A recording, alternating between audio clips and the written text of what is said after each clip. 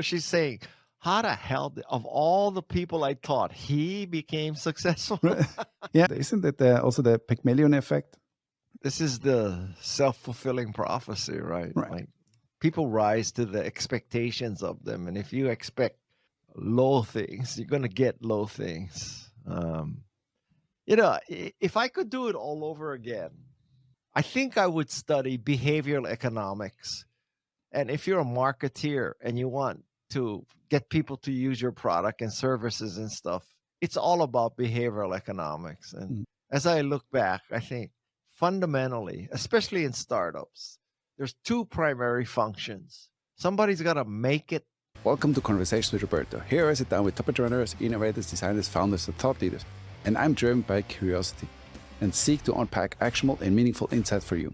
Because as a designer, I believe I have an obligation to create more than just well-designed products and experiences. These creations must serve a clear purpose, embody innovation, perform exceptionally, and exhibit an outstanding quality. In essence, my goal is to guide you in building iconic products and experiences that matter and get people talking about you. Just imagine, with this knowledge, we can create a better future for all of us. I'm Roberto Inderbitzin, the founder of Freeframe.design, an internationally active, purpose-driven design studio based here in Zurich, Switzerland. Bye.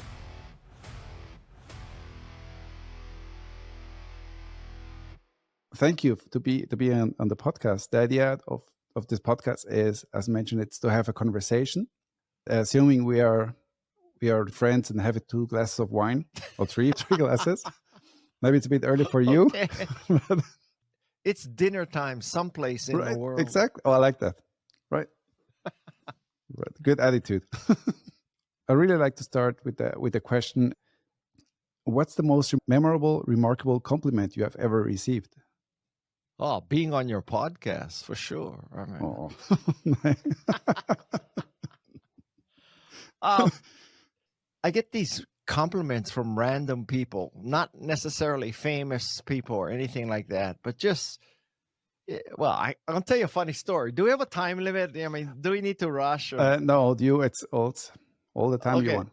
So many times people come up to me and tell me how much my TED Talk or my book or my article or speech helped them in life and helped them, find some direction, which is honestly the most gratifying thing, to know that I have helped people make a difference.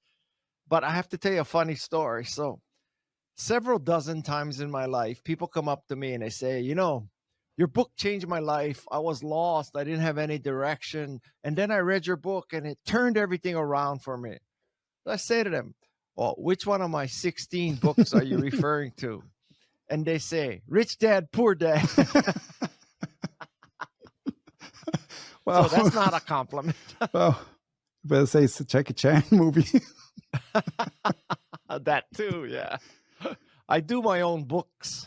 Right, exactly. That's a lot of books. Well, I'm old. Well, yeah, but still. I started writing in 87, so that's 36 years, right? 37 years. Mm-hmm. So 37 divided by 16, a little more than every 2 years. Is that going to pick? Although, Roberto, I got to tell you, so 15 times I said, this is my last book. Yeah, well, and how many times did you say you want to retire? I never said I want to retire. I don't want to retire. In a sense, well, I think the workforce is different these days, and the pandemic caused some of this. But it used to be the concept that you go to work for a company and then you work there and then you, quote, retire and you don't go in anymore. Mm-hmm. But I have not worked like that for a company going into an office for decades. And so, me writing a book, me being on your podcast, these kind of things, it's not exactly work. Like I got to get in a car and drive to an office. Mm-hmm. But it's not exactly retirement, because I'm not sitting around just watching Fox all day. So I'm in the middle there. Right. Or planting seeds for your acorns as well. That's right. I am. Good gun. is it okay if you can like elaborate your learnings about planting acorns? Because that's something that's in your book, and I Okay. really like that analogy. Okay. I think I think that that's the favorite story in the book. When people talk to me. So I live in Watsonville, California, and we have this hill behind our house. And on this hill, there were hundreds of eucalyptus trees. And eucalyptus trees, if you're not familiar, they grow very tall, very fast. Their root structure is not very strong. They're very susceptible to falling over. And they're also very flammable because they have oil in their leaves. So if you are surrounded by eucalyptus trees, it's a recipe for disaster, especially in California where there's a lot of forest fires. Right. So when we bought this house, we had a lot of them cut down, like 150 or so. And so now, there's the hill is just, it's got nothing on it. So I don't want to leave it like that. I want to replant native species. And the native species around here that I think is the most beautiful is oaks. So I had to do research on how you get oaks. And according to what I read, if you go to the nursery and buy, saplings and put them in the ground versus starting from an acorn, after a few years, the acorn, which started way behind, is going to catch up to the sapling. So then I say, all right, I'm going to do it that way. So then I got to go find acorns, which is not a trivial task because I learned that not every oak puts out acorns every year. So you got to go look for acorns. And once you get the acorn, you throw it in the water, and the ones that float are dead. So you throw those out and you keep the ones that sink. Then you put them in the refrigerator for a couple months to expose them to cold as if they were out, in nature. And apparently it's part of the process that being in the cold for a couple months triggers them. So after that, you take them out and then you plant literally hundreds of acorns, and a small number of them actually grow into seedlings.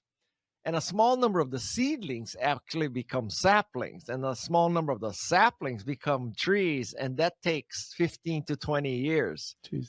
So if you counted the acorns at the start that you got to the tree at the end, I bet it's 1 out of 50, okay? Wow.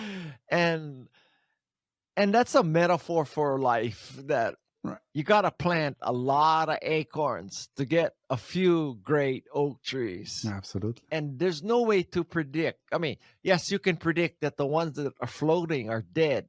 Yeah. But after that, you just got to put it in the ground and pray. And then, you put it in the ground and it becomes a sapling. And then you got to protect it from the deer and the gophers and, all that stuff. But it's a very good metaphor for life, that you have to plant a lot of seeds. I think it could be also a metaphor for VCs as well. Venture capital business, in my humble opinion, is primarily blind, dumb luck. Now, some VC firms like Sequoia and Kleiner Perkins have clearly shown the ability to be more lucky than others. But generally speaking, it'd be interesting. So, when you ask a VC, well, how did you know that Google would be so successful? How did you know Facebook or Pinterest or, Instagram would be so successful? And the VC says, well, after my years of experience and expertise, I'm able to pick out the world-class teams with the world-class technology and the world-class markets. And that's why I picked Google. And then you say to them, well, how come you invested in Webvan? And why did you put $100 million in Theranos, right? Oh, yeah. And they say, that wasn't me. I told my partners to not invest in those dumbasses. They didn't listen to me. You said once that you throw a dart on the wall or something like that. I don't know. What? Yeah, well, I'll tell you how it really works in Silicon Valley. So you throw a lot of shit up against the wall. Some very small portion of that shit sticks. Then you go up to the wall with your paintbrush and you paint the bullseye. And then you say, I hit the bullseye. Roberto, you can always hit the bullseye if you paint it after you see what's stuck. Absolutely. Well, You've had a good luck with your with your bullseyes. Well, that's because I threw a lot of shit up against the wall. Oh, we are just right into the middle of working guy. It would be fun to know about a bit of the little guy. What made you remarkable? Or I mean, you were surrounded by remarkable people.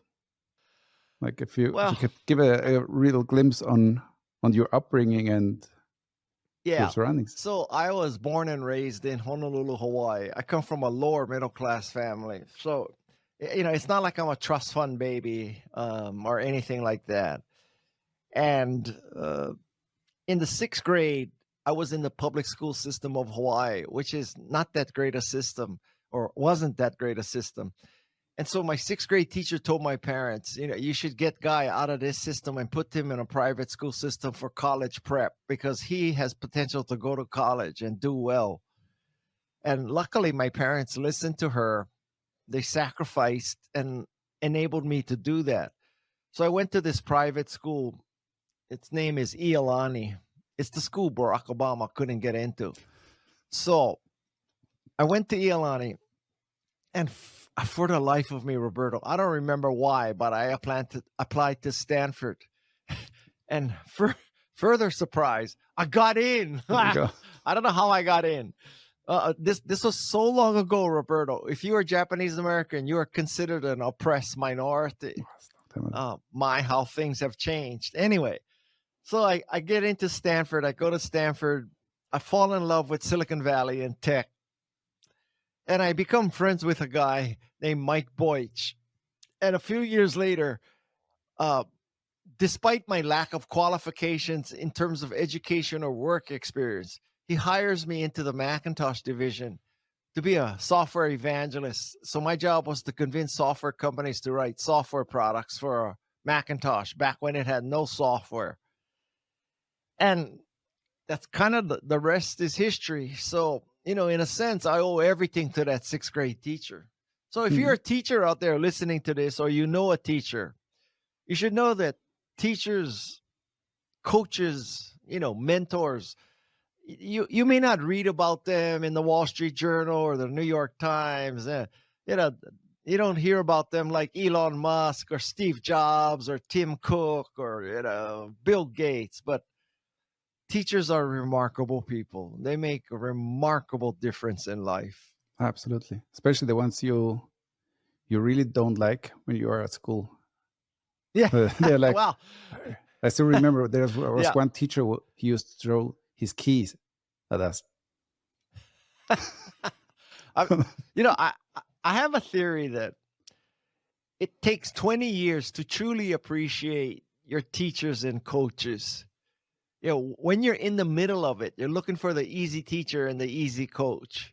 But when you look back, it's the one that threw the keys at you that taught you the most. Right, exactly. Not that I'm advocating violence in the classroom, but the message here is that, the hard asses are the ones that make you grow.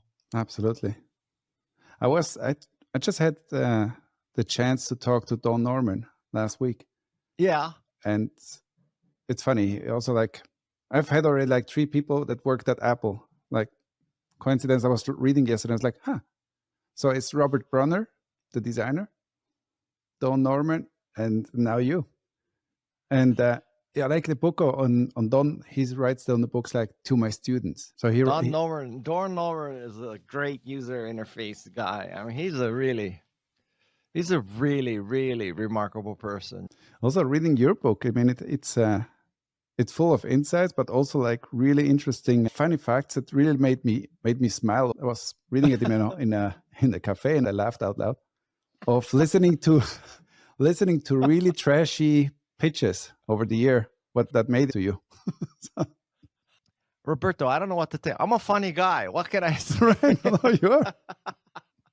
Okay, this is somewhat self-serving, but I think that a sense of humor, both in the ability to make people laugh and also in the ability to laugh, whether it's at yourself or something funny, I think that's a sign of intelligence. I agree with that. Smart people are funny. That's what remarkable people do. And something else that remarkable people do is like taking lice out of your hair. Sorry to put it that blunt, but it is like like right on your face when you see like your podcast. I love that. It's like, Well, yeah, if you if you're listening to this and wondering what the hell exactly. is Sorry, Roberto people. talking about, so I am friends with Jane Goodall. Actually, I can trace my relationship to Jane Goodall back to my sixth grade teacher, believe it or not. Wow. Because my sixth grade teacher got my parents to put me into that school that got me into Stanford, that got me into the Macintosh division, which got me very visible. And, like the coolest people use Macintoshes, right? Right. So one day I get an email. It says, I'm director of TEDx Palo Alto, and Jane Goodall is coming to speak for us. I want to know if you're interested in being the moderator of Jane Goodall. I'm like, what? Yeah, duh. Pinch me. Of course I do. And so I was the moderator for Jane, and we became very good friends after that. And so I seen her many times. So she's obviously famous for her study of chimpanzees and their social behavior, including grooming each other. So I thought it would be funny if I had a picture of her picking the lice out of my hair. Right. And it turned out so good that I used it for the cover of my podcast. And I bet you most people look at that saying, what the hell? Right. Why is this woman picking hair out of Guy's head? And like, well, what does this have to do with remarkable people? But that's kind of an inside joke between me and people who get it. Oh, I love How many it. people can say they have a picture of Jane Goodall taking the lice out of your hair? I mean, that picture is awesome. It's t-shirt worthy. You said something, that you really wanted to be like the speaker here. And my understanding is that you wanted to call your podcast something like that. So when I was first starting the podcast, one of the hardest things is to name your podcast. And it's an American colloquialism to say duh, D-U-H. Mhm. And it means like when somebody says something so obvious or somebody does something so obvious that you say duh, right? I mean, right. You went outside with only wearing a t-shirt and you got really cold. Duh. Like, what did you think was going to happen? And so I was going to name the podcast Duh, because I was going to interview all these people and they were going to tell me their duh-isms. And then I would pass those duh-isms to people so that you wouldn't be in any duh moments. But not too many people like that name. I still think it would have worked, but yeah. I think remarkable sounds better. But though. then my book would have to be called Think Duh. Yeah, that's going to be difficult. Especially translating. The naming the podcast was difficult as well. So I went into the most creative part that I could think, and I called it Conversations with Roberto. Nothing else. Well, thinking of really fancy words and names, like, yeah. You went to the other side, seriously. Naming your podcast and naming your book is one of the hardest things. It really, it takes to name this book. We went through dozens of names and we went through dozens of subtitles, and the subtitle that's on this book is not my preference. I wanted to just call it Think Remarkable, How to Make a Difference. But my publisher Wiley said, no, you got to give them more sizzle than that. So they stuck in 9 paths to transform your life. But I just wanted Think Remarkable, How to Make a Difference. That was good enough for me. That would have been great. Like, bam, in your face, take it. I mean, you had some other ones that the art of. So yeah. You've had a couple of arts. Yeah, I like to use the word art because I think much of life is an art, not a science. And the book that is probably the most popular in my past is The Art of the Start, because The Art of the Start basically explains how to start a company. And I mean, all aspects from fundraising, positioning, branding, product development, product announcement, recruiting. I mean, you name it. Mhm. And I think there are, in nonfiction, there are many, many books that go really deep on a subject for 200, 300 pages. So for 200 or 300 pages, they're explaining how to do one thing. Mhm. And I got to tell you, I don't think it takes 200 or 300 pages to explain most things. Right. Right. And now a lot of those 200 or 300 pages is citing proof of the concept. Mhm. And I kind of believe that if you're a nonfiction writer, you're intellectually hungry. So you don't necessarily need quote unquote proof, Mm. especially if the proof is college students doing, studies for credit, right? Right. So if somebody says something that's a duh-ism, you don't need 299 pages to prove the duh-ism. It should be like, of course, right? Okay. All right. And so if you look at my book, it's 170 pages. And we counted one day, there are 88 tactics explained in my book. Hmm. So each tactic takes roughly 2 pages. Probably each one of those tactics could be a book in some people's minds. Right. Some But people go this there. book is written for millennials and Gen Z, and I don't expect them to read 5,000 pages to get an idea. Right. Yeah, if you read the old books, they are so dense and so thick. Yeah. And yeah, I mean, your book is like the TikTok of books. I don't know where I heard that, but I was like reading it, it's like, I hope you mean that positive. no, absolutely. In this case, it's positive. Not just scrolling and scrolling, but Ah. really taking stuff in and really applicable. That's what I loved about it. Yeah. It's really applicable. It's easy to digest. You can put it to side and just think about it and just go and start with the next chapter. Well, I think anybody can read my book in a weekend. At worst case, it's a weekend book. Mhm. You could probably read it in one night.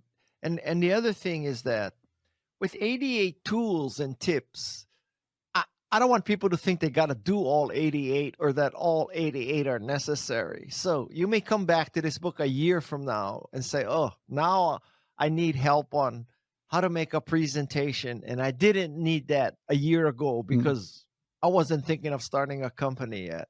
Right. So I want this to be a book that people buy for their kids. It's kind of a manual for life. I like that. It's a little reference book. Yeah, but I like it, the manual of life and parenting and teaching and all that. So because also that the treat headlines. I'm a little compulsive, so you can see that it has very parallel structure. Like every heading starts with an active verb. Every chapter is named starts with an active verb, and the format is always, first I explain the first part of every section is I tell you who the section's for by asking you questions, what you need, what you want. And if this describes you, then you should keep reading. And then inside that section, which is only 2 or 3 pages, I use a lot of bullets because I like to read stuff with bullets. And I've got to tell you, there's some nonfiction books that a chapter goes on for 10 pages without a subhead or a break or a bullet. It's just text, right? Right. I cannot read that. I mean, I need to know like bam, bam, bam. This is what you do. So that's how I wrote it. You don't need the notes of this book. This book is notes. Exactly. Yeah, and the 3 sections, like the growth, the grit, and the grace as well, is like also like how beautiful it explains to go into that. So well, I think people should be impressed. I hope to pick this up. That first of all, tricolons, 3 things, right? I came, I saw, I conquered. Tricolons are really, I think that it's very comforting to the human mind. People think in 3s. So that's number 1. And then alliteration, where something starts with the same first letter. Growth, grit, grace is good, easy to remember. And then if you can do alliteration where the first 2 letters are the same, growth, grit, grace. So you got a tricolon with Good one. alliteration where the first two letters are the same. That's one of my greatest accomplishments in life, finding three words that make that work like that. Nobody in the history of man came up with those Right, three exactly. words. It took you a couple of years, but everything came to that. Like your sixth grade teacher, She would be happy. absolutely. She saw something in you, and there it is. Those three words. That makes you Either that or she's saying, how the hell, of all the people I taught, he became successful? Yeah, I mean, isn't it also the Pygmalion effect?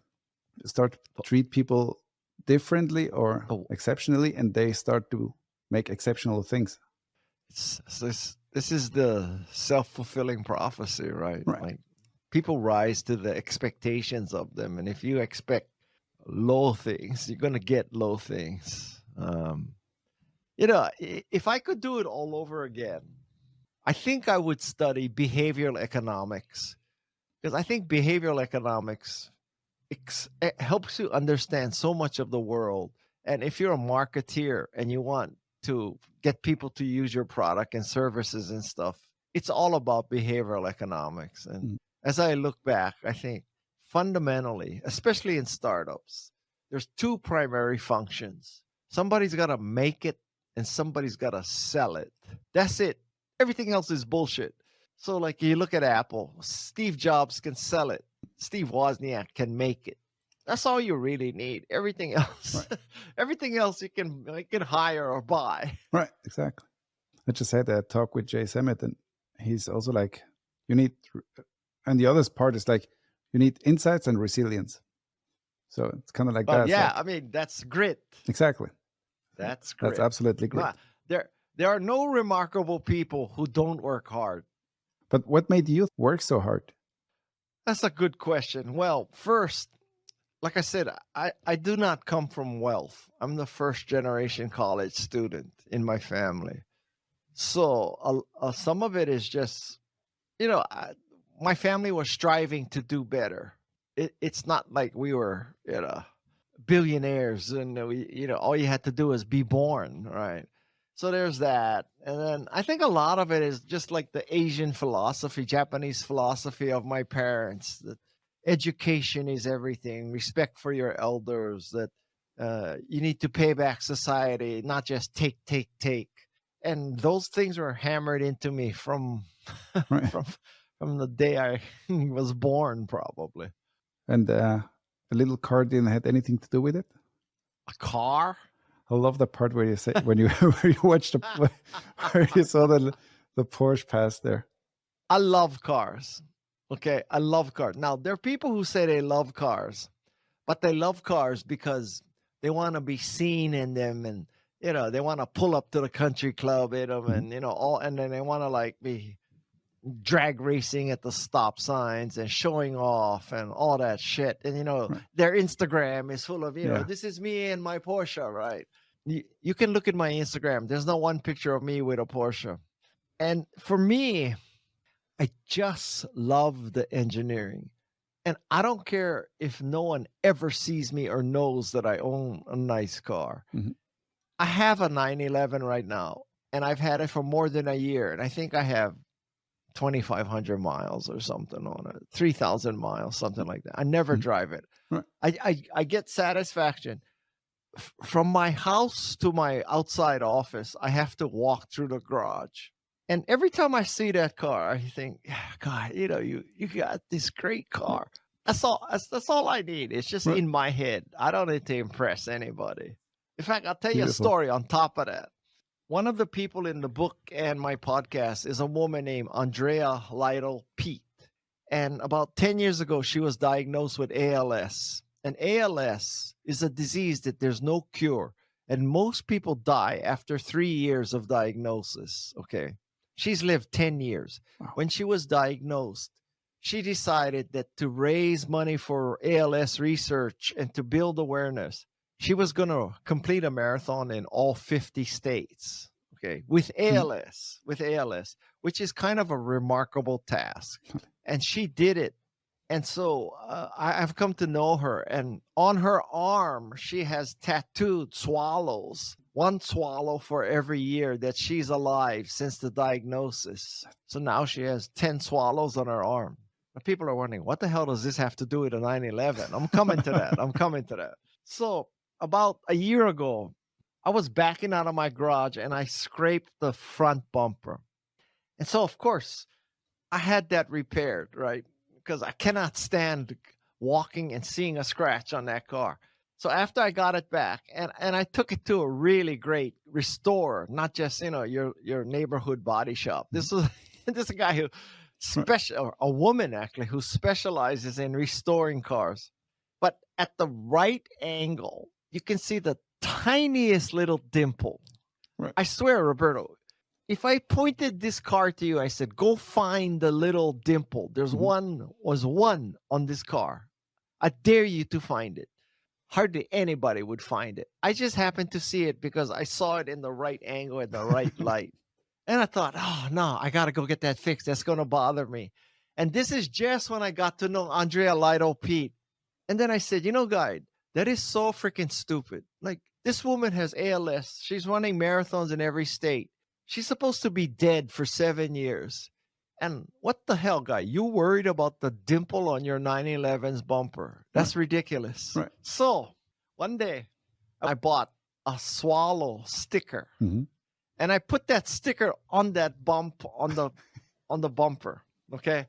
So Roberto, every time I walk out of that garage and I look at my 911 and I see that swallow, I think to myself, Guy, you are so freaking lucky. Your problem is that little blemish on your Porsche. You don't have ALS. You don't have pancreatic cancer. Wake up, Guy. Every time I think that, I smile. Absolutely. I mean, you can walk to your office. That's true. Which is ridiculous. Thinking about that. Yeah. I'll go tell you another great story about her. Please. So the Boston Marathon is one of the most famous marathons. She wanted the 50th marathon to be the Boston Marathon, okay? So you have to apply to the Boston Marathon. So she applies, and she's in a recumbent 3-wheel bike. And the Boston Marathon obviously has categories for runners, for, like wheelchairs and blah, blah, blah. But they don't have a category for recumbent 3-wheel bikes, okay? So the Boston Marathon turned her down for running in the marathon or biking in the marathon. Right. And so this is a great story. When I heard this story, I started tearing up. So the Boston Marathon wouldn't let her participate. So what did she do? She and her husband and a crew of supporters, they went to the Boston Marathon the day before the marathon, and she did the course unofficially. What a great story. Cool. That's a great story. If I was the Boston Marathon people, I would be so embarrassed. Yes. I would be humiliated. I would make her guest of honor the next year. Oh, absolutely. Absolutely. It's, first, it's free PR, and to see like the resilience of somebody who really wanted to do something and just stand in front of them, not be able to do that. So if you're running a marathon or you're running something like that, you have a moral obligation to bend the rules and help people. Absolutely. Right. I mean, like what? What's the problem? What is the problem? Like, get a life. Anyway, so if anybody out there, if you're ever in California and you see a 911 with a swallow on the front bumper, driver's side, that's me. It's not Jackie Chan and it's not Robert Kiyosaki. It's Guy Kawasaki. Right, exactly. The remarkable Guy Kawasaki. Is there something remarkable that you believe that nobody else does? Probably not. I hope not. Oh, listen, I really think that the way you be remarkable is not that you, quote, be remarkable. The way you be remarkable is you make a difference to people. It could be just one person. You don't have to be Steve Jobs or Elon Musk. And that 6th grade teacher was remarkable. You don't know who she is. She's not a billionaire, She's not a hedge fund manager investigating plagiarism as the greatest threat to American society. And so, that just make a difference. Just make a difference. I would really like to take your thoughts on AI. Listen, I think AI is the biggest deal I've encountered in my career. And in my career, I've encountered personal computer revolution, internet revolution, social media revolution. I think AI is bigger than all of them combined. Wow. And I use AI every day. I used it this morning already. And every day I say to myself, how did you do this before, Guy? How did you do this before? Mm. And I'll give you a tactical example. So if you use Google Contacts, like sometimes you need to export contacts to create mailing labels or something, right? Mhm. And the Google Contacts export feature is very crude. Like it's embarrassingly crude. Like if I was Google, I'd be embarrassed how shitty that is, because when you export contacts, you need to be able to pick the fields you're exporting, Mm. right? You want first name, last name, company, street address, city, state, zip, country, country code. That's what you need, Mhm. let's say, right? But you don't get to pick that with Google Contacts. When you export to Google or to spreadsheet format or CSV, I swear to God, it exports. Mm. It must be 125 fields. It's 125 columns, of which 100 are blank, right? So if you want to print labels from that, you got to do all kinds of gyrations. Like you got to select all the columns that's address one, company address one, salutation, title, subtitle, Right. like ridiculous fields that nobody ever uses. And so you got to go through all those gyrations. And then sometimes you have fields that are home address. Sometimes it's company address. Some people you have home address, some people have company address, but you just want a freaking label, right? So anyway, this is a real diatribe of mine. So you do that, you export with Google Contacts, and then you try Chat GPT or Gemini, and you say, put 2 carriage returns between each record, remove all blank fields, do not use commas to separate the fields, do not repeat any information. So you write this prompt and you upload that file and you run this prompt on it and you get your labels out. Right. I mean, and that's in 30 seconds. Like, how would you have done that Right. before? I don't know. And if you think about it, how can AI be so smart as to understand put 2 carriage returns between each record? Mhm. Like, how does it know what a record is? Right. And how does it know that, this field is a duplicate of that field and all this kind of stuff? I am amazed. And people say, AI is not that smart. It's not that creative, blah, blah, blah. I'm So telling you, what? there's no So doubt what? in my mind that AI is way smarter than me. None whatsoever. Yeah, absolutely. I mean, it is smart and there is a lot of things coming, but it is also like so great to it. And to be honest, I mean, you have this beautiful AI like Kawasaki GPT, I do. and it's so difficult for podcasters or for me because I don't know what to ask you. I was like, okay, so should I ask them that? I can ask that on GPT, Okay. Okay. which is This great. leads me to another great story. Right, absolutely. This is a great story. So I'm a podcaster, and 52 times a year, I have to come up with good questions for my guests. And my guests, they go from, spinal therapy to volleyball to cooking to writing to, football. You name it. My guests are all over the map. There's no consistency. And so 52 times a year, I got to figure out stuff. And so as a podcaster, I know how difficult it is. And I know how few podcasters do it because it's too much trouble. You got to probably do 5 hours of research per interview. And so I thought, so I'm going to be a real good guy. When I'm the guest, I'm going to provide them questions so that they don't have to find the question.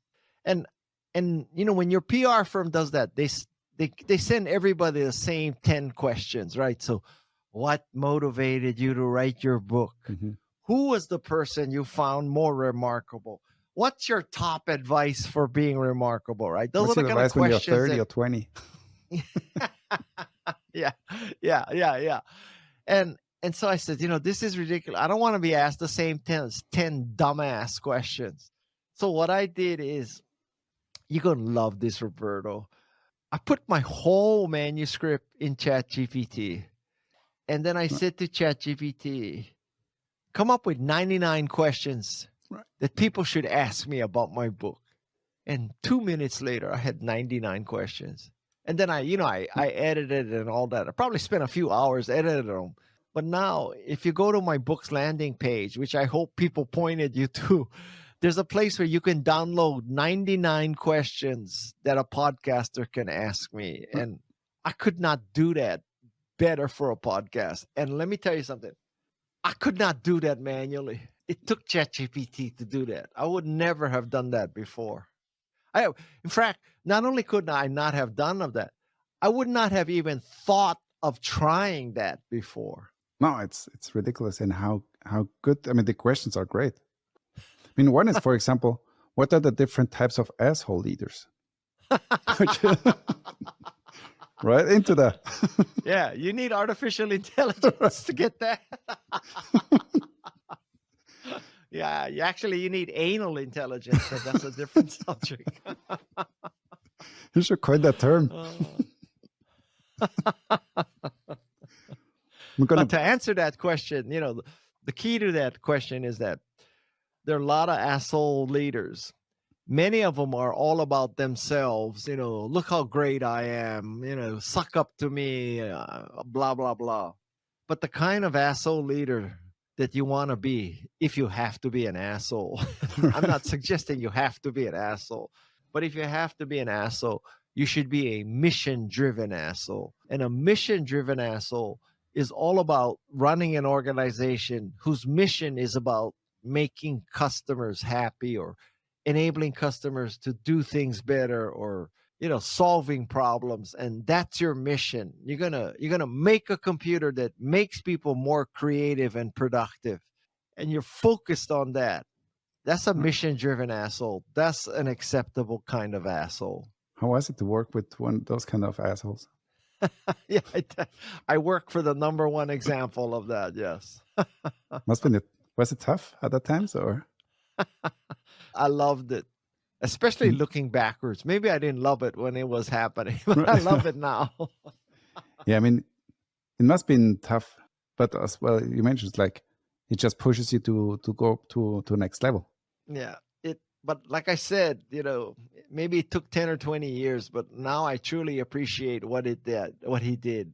There are some other great questions here. For example, also one, sorry to bother you with that, but what was your initial reaction when Carol Dweck first explained the transformational difference between fixed and growth mindset? It kind of removed the scales from my eyes, right? That I never thought of it in those terms, in that context. And I had a fixed mindset. So you read something like that, and you say, yeah, I'm afraid of trying things. I don't want to risk my self-image. Mm-hmm. And when I read that, and I said, you know what, this is a much better way to live life. It's more interesting. You're going to be a better person. So that was one of those like life-changing moments in my life. Right. Yeah. Carol Dweck. Carol Dweck is the mother of the growth mindset. And she too has become a very good friend. You could make the case that this book, there's 3 sections, Growth, Grit, and Grace, basically refers to Carol Dweck, Angela Duckworth, and Jane Goodall. Yeah. Growth, Grit, Grace, in that order. Reading on Jane Goodall and what she's done, it's just amazing. Yeah. But she also had the grit. She's still doing it. Exactly. It's like how can you still do that? That's I don't know. Biggest remarkable person I've seen in your book, to be honest. I mean, at that age to travel that much and to have that passion and always tell their story and have her little what's it called, Chippy, I think. And you know what? I mean, when Jane Goodall travels, she is on deck every minute, right? Like when I travel, I fly to Las Vegas, I go, I make a speech, I get on the plane and leave. Not Jane Goodall. She makes the speech. She has a dinner before. She has a dinner after. She's meeting with kids. She's doing she's on 24/7. I could not do that. And I'm 69. She's 90. Wow. And I just have the highest regard for her. And she wrote the foreword for this book, which right there, if you know nothing else about this book, the fact that Jane Goodall wrote the foreword should be enough proof that you should read this book. Absolutely. Just right there. Right. No, and now I'm creating this online course to help students be remarkable. And I asked her to do a short video to explain, doing good shit and what she wants to be remembered for, and like as a motivation for people. And so I send this email to her, and I carbon copy the person who is kind of her gatekeeper. And immediately the gatekeeper says, she's traveling through Africa right now. She's really busy, Guy. I don't think we can do this. So I send back, I say, yeah, listen, I understand. She's a friend. Her work there is more important than this video for me. The next day I get an email from Jane saying, oh yeah, I'd be happy to do it. Okay. Wow. And then, so now she says, oh yeah, I'm in Tanzania and the connection is really lousy. So we get on Zoom and the connection is really lousy. So I said, you know what, Jane, instead of me trying to record the Zoom call, just shoot a 2-3 minute video and just send me the video. Then that way the connection speed doesn't matter because it's not Zoom. You're going to record locally. The next day she sends me an email that says, Guy, I was going to shoot this, but I think it was like the room or the hut next door, they're drilling for water. So it's noisy. I cannot record. So like I'm telling people, yeah, I don't have the recording from Jane because she's in Tanzania. In the hut next door, they're drilling for fresh water, so it's too noisy to record. Yeah. What's your excuse? Exactly. Wow. But that shows what a remarkable person she is. Yeah. She could say, you know what, I'm going to do that when I'm back and don't bother. Yeah. And then you know what? Last night I got it and it's perfect. Excellent. See? Talking about doing good shit, this is my cup. I don't know if you can read it. What does it say? Let's do epic shit. Oh, yeah. So, absolutely. Yeah, that's... I'd be happy with good shit. Doesn't have to be epic. Well, is it like almost like being remarkable? You don't have to try to be remarkable. You just do your best and then it turns to be remarkable. So. I wish I could tell you that's true. Yeah. Listen, I'm already up. I'm not going back to sleep. So. Well, are you going to surf today? Yeah, probably. It's been raining for the past week. So yesterday was the first day to surf. Today is going to be another day to surf. I was listening to a podcast when you started surfing, which is a bit later than the usual people surfing. Yeah, I mean, maybe 55 years later. Just a bit. But I didn't want to peak too early. Well, the good one. Like that. That's why you stopped doing hockey, I guess. No, I live in Santa Cruz and there's no rink, so I gave up hockey for surfing. I from about age 44 to 60, I played hockey several times a week. I took up hockey at 44, when I was young. And I loved hockey. When I was young. Thank you. But then I'm 43. Then I tried surfing. And surfing is even better than hockey. So you're 43. Right. So imagine, Roberto, in 17 years, you should take up this new sport that you never did before. Yeah, right. That's what I did, Roberto. Wow. So don't be a chicken shit, Roberto. Right, 60, you start surfing. Don't give me any bullshit excuses. It cannot be done. All right, I come with you at 60. Probably will be dead by then, but well, okay. You never know. Knowing your insights and your connections. Well, even if I die, Roberto, this Kawasaki GPT lives on. And, right. But people listening, seriously, there's something called KawasakiGPT.com. What it has as its data set is all my writing, my speaking, my YouTube videos, and the transcripts of my podcast. So you go to Kawasaki GPT and you ask a question as if you're asking me. And I promise you, the answer that Kawasaki GPT will give you is better than the answer I would give you. I kid you not. It is. In fact, Roberto, I don't know if I should admit this, but when I need to write stuff and when I need to do stuff, I go to Kawasaki GPT and ask myself what the answer is. Does it feel weird? No, not at all.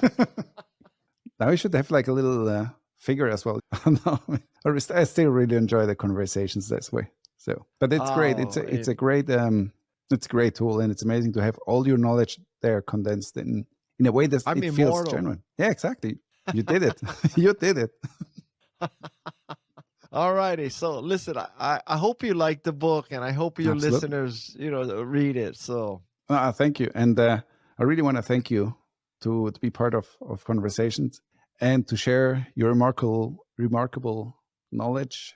And I really appreciate you as well as a person. Oh, thank you. Thank you. All the best to you. All the best to you. Take care.